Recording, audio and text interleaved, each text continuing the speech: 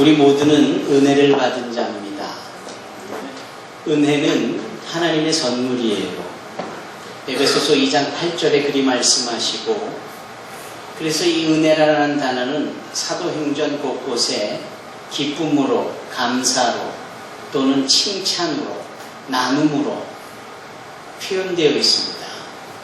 은혜가 있어서 오늘날 우리가 사는 거예요. 이 은혜가 있기 때문에 우리가 이 자리에 나올 수 있는 겁니다.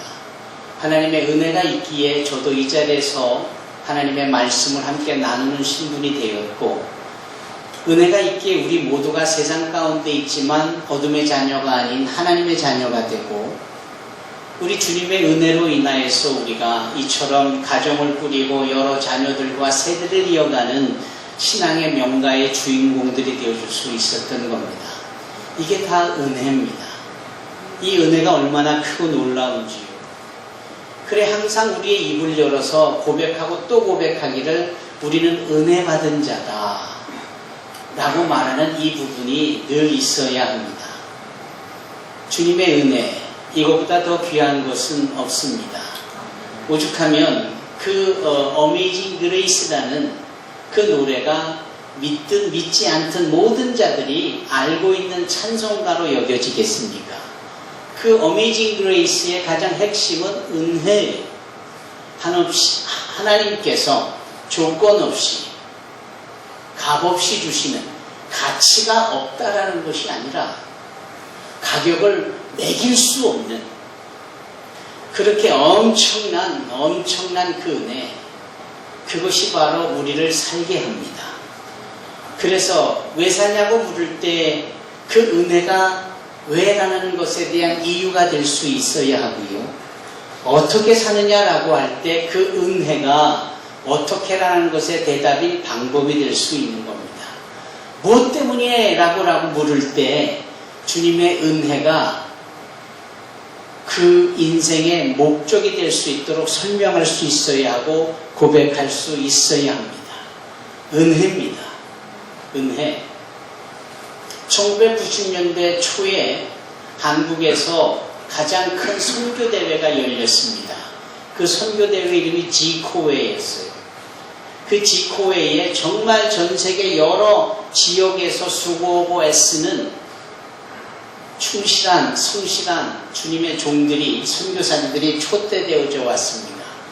저는 그 당시에 신학생이면서도 사역을 하고 있었던 터인데, 그때 그 자리에서 제가 강력한 도전을 하나 받았는데, 그 도전이 무엇이었느냐? 바로 은혜입니다. 은혜라는 도전을 받았어요. 말씀인즉슨 이런 겁니다.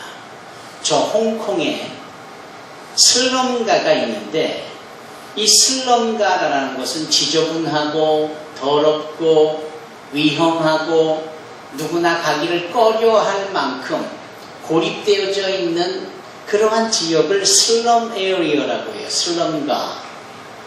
그 홍콩의 슬럼가에 소위 마약쟁이들이 모여있고, 거기에 매춘부들이 득식을 하고, 술 취한 주정뱅들이 서로 싸우고, 조직폭력배들이 총질을 하는 곳입니다. 거기에서 사역을 하는 분이 계셨는데, 놀랍게도 그분은 여성이셨어요. 그리고 영국의 국적을 둔 영국 선교사예요. 이름을 저는 지금도 잊지 못합니다. 이름이 제키 플린저예요. 제키 플린저. 이분이 오셔서 자신의 사역의 내용을 전하는 겁니다. 그 사역의 내용이 얼마나 절절하든지 많은 사람들이 감동을 받고 저 또한 도전을 받았는데, 그때 주어진 질문이 어떻게 그 열악한 상황에서 그렇게 멋진 열매를 거두며 사역할 수 있느냐라고 할 때, 그 제키 플레인저 선교사가 대답한 것이 로마서 5장 20절이에요. 죄가 있는 곳에 은혜가 더욱 넘치더라. 여러분, 죄가 있는 그곳에 하나님의 은혜가 더 크게 펼쳐지고 더하여지고 역사되어지고 있기 때문에 저 같은 자가 그곳에서 사역할 수 있었답니다. 라는 고백이에요. 여러분, 은혜입니다. 저와 여러분은 이 은혜로 살고 은혜 땀에 살고 은혜로운 방법으로 사는 거예요. 그런데 진정한 은혜를 경험하고 은혜롭게 사는 사람의 특징은 그 은혜가 나의 안에서 머물지 않아요. 내가 주님께 받은 이 은혜를 꼭 남들에게 전하고 남들에게 공급하는 내 삶이 통로가 되고 나눔이 있는 거예요. 내가 주님의 은혜를 경험하니 너무나도 감동이고 너무나 좋아서 나 혼자 그 은혜를 소유하고 누리기에는 너무나 아깝기 때문에 그 은혜를 나눌 수밖에 없고 전할 수밖에 없는 거예요. 여러분 이런 마음을 아십니까? 오늘 본문에 특별히 12장 3절에 사도 바울은 이런 고백을 합니다. 내게 주신 은혜로 말미암아 이유인 거예요. 하나님께 은혜를 받게 되어지자 은혜로운 삶을 살게 되어지자 사도 바울은 견딜 수가 없는 거예요. 그 은혜로운 삶으로 인해서 뭘 견딜 수가 없는 것이냐? 혼자 그 은혜를 독식하듯 혼자 그 은혜를 다 누릴 수는 없기 때문에 그걸 나누어야 하고 그 나누는 부분에 있어서 남에 대한 관심과 남에 대한 배려와 남을 위하여서 자기가 적극적으로 헌신하는 위치까지 있게 되어졌다라는 거예요. 은혜를 받은 자니까 이런 삶의 변화가 있는 겁니다. 우리 예하고 친구들이 이기적이라는 말을 아는지 모르겠어요. 그 말을 모르면 이타적이라는 단어도 모를 게 분명해요. 이기적이라는 말은 뭐냐? 나만 하는 거예요. 나. 이게 이기적이에요. 그런데 너 또는 나와 너를 포함한 우리 모두 이게 이타적이에요. 욕심꾸러기는 자기만 하는 거예요. 그러나 하나님의 은혜를 힘입고 은혜를 경험하면 욕심꾸러기의 그 욕심이 내려지고 자기가 가지고 있던 것을 나누게 되고 하나님께 받은 은혜를 남들에게, 너에게, 우리 모두에게 함께 공유, 나누고 함께 소유하고 누리기를 원하는 사도 바울이 그러는 겁니다. 내게 주신 은혜로 말미암았다. 이 부분이 그 부분이에요. 하나님께 은혜를 받으니 내가 너희 각 사람에게 말을 하게 되어지더라. 각 사람에게 권면하게 되어지고 각 사람에게 요청하게 되어지더라 라는 거예요. 그 유명한 구두쇠 스크루지를 잘 알잖아요. 자기밖에 모르는. 그런데 그 묘한 꿈을 꾸고 나서 소위 다른 말로 하면 그 삶의 가치가 무엇인지 은혜를 깨닫게 되고는 막 나누게 되어지는 이야기가 스크루지 이야기잖아요. 여러분, 사도 바울은 자신밖에 몰랐던 사울이라는 이름으로 지니며 그렇게 욕심꾸러기요 무조건 자기가 잘되고 자기가 커야 되는 사람이었는데 사도행전 9장에 따르면 주님을 만나고 난 후에 그가 변화가 되어지고 은혜로운 자가 되어지잖아요. 그러더니 남들을 보면서 안타까워하고 아쉬운 마음을 갖고 그 남들에게 주님이 누구신지 은혜가 무엇인지를 전하여 그들도 함께 누리고 함께 그 은혜 안에 거하기를 원하고 있잖아요. 여기 로마서 12장 3절이 그렇습니다. 내게 주신 은혜로 말미암아 너희 각 사람에게 말하노니 사람들에게 관심을 갖고 말을 하기 시작합니다. 여기 각 사람이라는 단어를 저는 주목하고 싶어요. 오늘 우리가 함께 예배에 모였습니다. 소위 우리는 이런 것을 분위기라고 말할 수도 있고 단체라고도 말할 수 있어요. 그러나 하나님은 말입니다. 이렇게 함께라는 분위기를 통째로 평균치로 공통분모적으로 찾아가시고 받으시고 기뻐하시는 분이 아니시라 이렇게 모였어도 한 사람 한 사람에 대해서 관심이 많으십니다. 하나님은 한 사람 한 사람을 만나시기를 원하세요. 내가 10시 반부터 12시까지 진행되어지는 산소망교회 예배를 드렸고 그때 함께 했다가 아니라 그 자리에서 주님을 인격적으로 만나는, 인격적이라는 것이 나와 하나님 사이에 1대1의 관계, 1대1의 만남을 표현하는 겁니다. 그러한 만남이 있고 하나님은 그러한 만남을 기뻐하시고 그런 만남의 예배를 흠양 받으세요. 정말 개인이 중요한 겁니다. 성령이 임하지요. 오순절에 임합니다. 마가다락방에 120명의 문도가 모여 저녁 기도에 있을 때 불의 혀 갈라짐과 같은 모습으로 비주얼하게, 또 급하고 강한 바람의 소리로 이 오디오블하게 그렇게 말씀이 시청각적으로 임합니다. 성령이 그렇게 임하여 그때 이들이 다 담대함을 얻고 예수가 누구신지를 큰 거리에 나가서 선포하잖아요. 그게 그 유명한 사도행전에서 으뜸이 되는 사도 바울의 설교보다도 더 으뜸이 되는 베드로의 설교예요. 그것이 사도행전 2장에 고스란히 기록이 되어 있습니다. 그 설교에 대해서 쭉 하나님이 우리를 얼마나 사랑하시는지, 그 독생자 예수까지 십자가에 못 박혀 죽기까지 하시며 우리를 구원하셨다고 하는 이 설교를 사도행전 2장에 펼칩니다. 그럴 때 사람들이 그 말씀을 듣고 가슴을 치며 오 우리가 어찌할꼬 우리가 어찌할꼬 하며 바울에게 물어요. 죄송해요. 베드로에게 물어요. 그랬더니 베드로가 뭐라고 대답을 하느냐. 너희가 각각 예수 이름으로 회개하고 이렇게 말씀을 해요. 각각이랍니다. 그냥 한꺼번에 그런 분위기 속에서 패거리처럼 모여서 군중심리에 따라서 거기에 나 있었다가 해서 저절로 되는 게 아니라 실질적으로 주님을 인격적으로 만나고 주 예수 이름으로 내가 기도하고 주 예수 이름으로 회개하고 주여 당신을 나의 개인의 구세주로 나의 주인으로 영접하겠나이다 라고 해야 된다라고 베드로가 말을 합니다. 네. 여러분, 군중, 무리, 패거리 이런 것들은 신앙과 믿음하고는 아무런 상관이 없는 일이에요.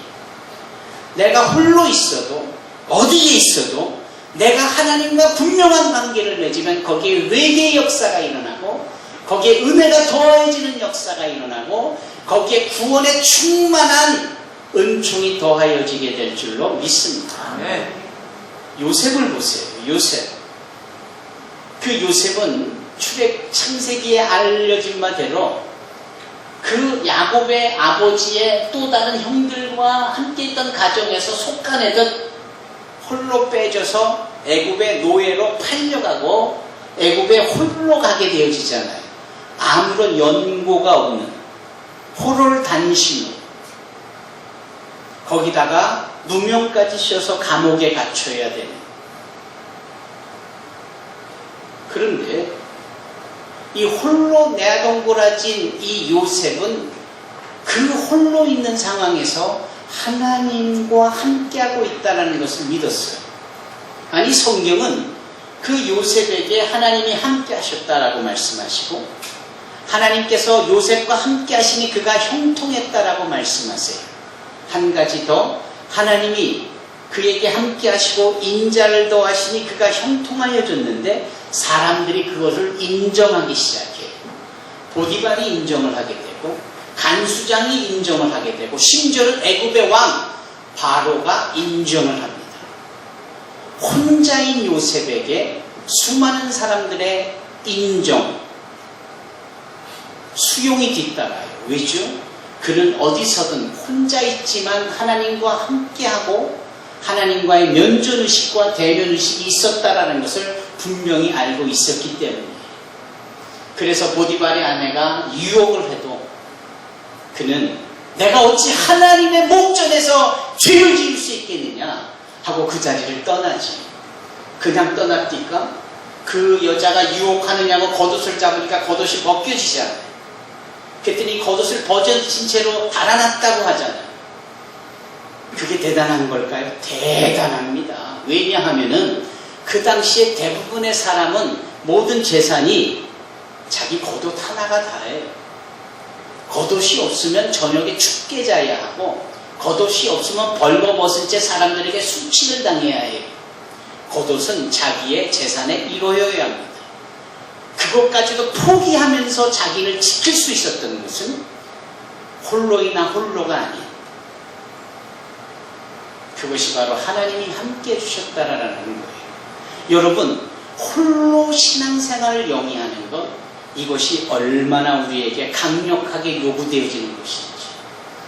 괜히 분위기에 휩싸이고 크다라는 곳에 많다라는 곳에 앉아있다고 다가 아닙니다. 저절로 구원될 거라고요? 천만의 착각입니다. 오해입니다. 아무리 장로의 부모님을 뒀고 목사의 부모님을 뒀고 MK니 PK니 해도 내가 예수를 인격적으로 나 각 사람이 예수를 인격적으로 만나지 못하고 주님을 나의 개인의 구세주로 받아들이지 영접하지 아니했다면 나는 천국 못 가는 겁니다.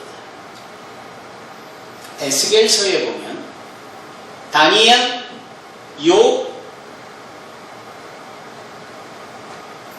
또 한 사람이 있는데 찾아보십시다. 구약성경 에스겔 14장을 펴봐 주시기 바랍니다. 노아군요. 네. 에스겔 14장 14절 말씀입니다. 다 같이 읽어보실까요? 에스겔 14장 14절 제 성경으로는 1168페이지 시작. 비록 노아, 다니엘, 욥 이 세 사람이 거기에 있을지라도 그들은 자기의 공의로 자기의 생명만 건지리니 나 주 여호와의 말이니라. 16절 다 같이 읽어보실까요? 비록 이 세 사람이 거기에 있을지라도 나의 삶을 두고 맹세하노니 그들도 자녀는 건지지 못하고 자기만 건지겠고 그 땅은 황폐하리라. 주 여호와의 말씀이니라. 18절을 다시 한번 읽어보실까요? 시작. 비록 이 세 사람이 거기에 있을지라도 나의 삶을 두고 맹세하노니 그들도 자녀는 건지지 못하고 자기만 건지리라. 나 주 여호와의 말이니라. 한 번 더요. 20절의 말씀 더 큰 목소리로 함께 읽어보십시다. 시작. 비록 노아, 다니엘, 욥이 거기에 있을지라도 나의 삶을 두고 맹세하노니 그들도 자녀는 건지지 못하고 자기의 공의로 자기의 생명만 건지리라. 주 여호와의 말씀이니라. 아무리 부모 자녀간이라도 구원의 문제만큼은 부모의 사랑으로 어찌 해볼 도리가 없는 거예요. 자녀가 제대로 믿고 개인적으로 주님을 인격적으로 만나야 구원의 자리에 서는 겁니다. 내가 누구를 대신할 수 없어요. 천하의 노아라도 천하의 다니엘이라도 천하의 동방의 의인 욥이라고 해도 자기의 생명만 자기의 믿음으로 구원할 수 있는 거예요. 이런 복음성 알잖아요. 두 사람이 함께 맷돌 날다가 두 사람이 함께 잠을 자다가 한 사람은 데려감을 당하고 한 사람은 버려지는 거예요. 확률을 얘기하는 것이 아니라 얼마나 구원에 대한 적용이 신랄한지. 누가 같이 입을 덮고 자요? 부부간이 아니겠어요? 부모 자녀간이 아니겠어요? 아무리 그런 피를 나누고 가정을 이룬 가족이라도 각자 개인이 믿음이 있느냐 없느냐에 따라서 구원받느냐 심판받느냐가 결정이 되는 겁니다. 참 처절하면서도 신랄한 말씀이죠. 사도 바울은 오늘 로마서 12장 3절에 주님께 받은 은혜로 견딜 수 없어 각 사람에게 말하는 이 각이 개인에게 정말 필요한 말씀이다라는 거예요. 한꺼번에 듣는다고 그냥 그런가 보다가 아니라 나에게 주시는 말씀이다라는 겁니다. 그 말씀이 결국은 뭡니까? 조금 시간이 길어지고 있습니다만은 그 말씀이 뭐예요? 여기 보면 이렇습니다. 마땅히 생각할 그 이상의 생각을 품지 말고 오직 하나님께서 각 사람에게 나눠주신 믿음의 분량대로 지혜롭게 생각하라. 여러분 어떤 단어가 반복됩니까? 생각입니다. 여기 다시 말씀할까요? 마땅히 생각하여. 또한 그 이상의 생각을 품지 말고 믿음의 분량대로 지혜롭게 생각하라. 이렇게 말씀합니다. 그런데 믿음의 분량 앞에 무슨 단어가 있어요? 또 각 사람에게 주신 하나님의 믿음의 분량이라고 말하고 있어요. 그러니까 어떤 사람의 믿음의 분량은 이만큼이고 어떤 사람은 요만큼이고 어떤 사람은 말로 표현할 수만큼 이만큼이고 그런 거예요. 하나님이 주신, 각자에게 주신 믿음의 분량, 그걸 근거로 생각하라라는. 그럼 우리 한번 나눠보십시다. 이 생각에 대하여서 사도 바울이 말하고자 하는 것이 뭡니까? 하나예요. 분수를 지켜라, 이런 뜻입니다. 네가 누구냐? 너 이거 할 수 있어? 할 수 없는 걸 할 수 있다라고 오버하면 그게 분수를 넘는 일이죠. 그 분수를 넘는 일에 대해서 그 이상의 생각을 품지 말라라는 거예요. 마땅히 생각하라는 것은 네가 누군지를 알고 내가 할 수 있느냐 할 수 없느냐에 대한 분명한 인식을 각자 개인이 가지라라는 거예요. 할 수도 없으면서 하겠다라고 부풀려 자신을 과대 포장하면 그게 다 분수 넘는 일이다. 우물한 개구리가 괜히 개구리가 우물한 개구리가 아닙니다. 그 우물에 개구리 부자가 살았는데 이 아빠 개구리는 자기가 그 우물에서 왕이에요. 최고죠. 어느 날 이 새끼 개구리가 그 우물에 빼꼼히 눈을 들고는 바깥 세상을 구경하는데 황소가 지나가는 거예요. 세상에 그런 황소, 그렇게 큰 동물을 처음 봐요. 아빠 정말 큰 동물을 봤어요. 그랬더니 그 우물한 개구리 아빠가 우쭐하는 거죠. 나보다 더 커? 아빠보다 더 커요. 얼마나인데? 하면서 숨을 들여 마시고 배를 불룩 내밉니다. 이만큼은 하더냐? 아이고 택도 없어요. 더 커요. 이만큼 하면서 숨을 더 들이마시죠. 배가 더 커집니다. 아직도 멀었어요, 아빠. 숨을 더 들이마시고 배를 내미는 순간 배가 터져 죽어버렸습니다. 그게 소위 분수를 모르는 개구리 이야기예요. 사도 바울이 그걸 말하는 겁니다. 마땅히 생각할 그 수준, 네가 누구며 할 수 있는 것과 할 수 없는 것에 대하여 이 말씀을 바르게 표현하면 겸손하라는 이런 뜻일 수도 있겠죠. 그렇게 말씀하는 거예요. 2000년일까요? 그때 현대에서 Think Innovation이라는 광고를 했습니다. 달나라에 호텔 짓지 말란 법 있어? 사막에 오페라 하우스 짓지 말란 법 있어? 우리 현대는 지을 수 있다. 우리 현대맨들은 이렇게 Think Innovation, 생각에 혁명을 일으키자 그래요. 10여 년 전에 지금은 타계했지만 스티브 잡스가 뭘 얘기합니까? Think different. 다르게 생각하라. 이런 말을 하죠. 리더들이 그런 화두를 던집니다만 사도 바울이 은혜를 받은 이 사도 바울이 던지는 화두는 그런 경쟁에서 이겨나가는 남들이 못하는 것을 하는 뭐 이런 차원의 화두가 아니에요. 아주 근본적인 거예요. 너 네 자신을 아니? Know yourself. 네 자신을 알라. 소크라테스가 그런 말을 했잖아요. 도대체 우리는 우리 자신을 제대로 알고는 있는 겁니까? 은혜를 받다 보니까 내가 누구인지를 알겠더라.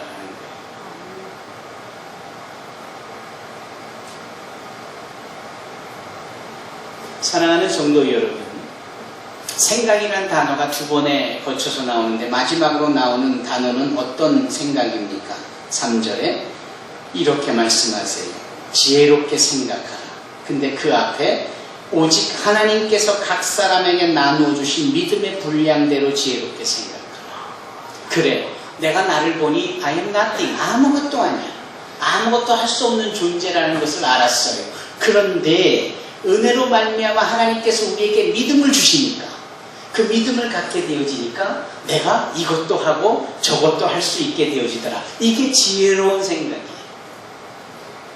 못한다고 다가 아니라 Think Innovation이 다가 아니라 Think Different가 다가 아니라 주님이 주신 믿음 안에서 생각해보니 나는 할 수 있다. 그것을 경험한 사도 바울이 빌립보 교인들에게 보내는 편지 가운데 빌립보서 4장 13절에 뭐라 합니까? 내게 능력 주시는 자 안에서 내가 모든 것을 할 수 있느니라. 그렇게 표현합니다. 사랑하는 성도 여러분, 분수 있게 나를 돌아보고 나를 마땅히 생각해보니 아무것도 아니에요. 거기에다가 괜히 교만하고 무지하고 분수 넘치게 나는 이것도 할 수 있고 저것도 하겠다고 하고 스스만 저는 일에 투성이였어요. 그러니 오직 하나님께서 각 사람 개인에게 주신 믿음의 분량대로 지혜롭게 생각할 때 우리는 살고 이것도 하고 저것도 할 수 있게 되어지는 줄로 믿습니다. 아멘. 그리 되어지시기를 주님의 이름으로 축원합니다. 아멘.